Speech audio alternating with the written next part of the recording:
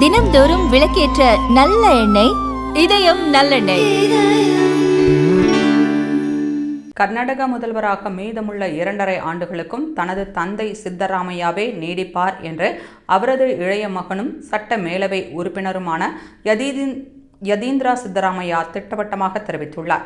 கர்நாடகாவின் முதல்வராக உள்ள தனது தந்தையான சித்தராமையா ஏற்கனவே 2028 சட்டமன்ற தேர்தலில் போட்டியிடப் போவது இல்லை என்று அறிவித்துவிட்டார்.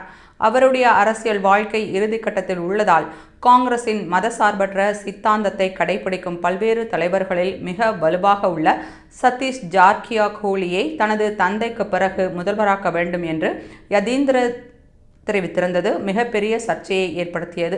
இதையடுத்து கர்நாடகாவின் அடுத்த முதல்வராக சதீஷ் ஜார்கிஹோலி வரவேண்டும் என்று தனது மகன் யதீந்திரா சித்தராமையா தெரிவிக்கவில்லை. தனது சித்தாந்த வாரிசாக சதீஷ் ஜார்கிஹோலியே சரியாக இருப்பார் என்று தனது மகன் தெரிவித்ததை ஊடகங்கள் தான் திரித்து செய்தி வெளியிட்டது என்று சித்தராமையா விளக்கம் தெரிவித்திருந்தார்.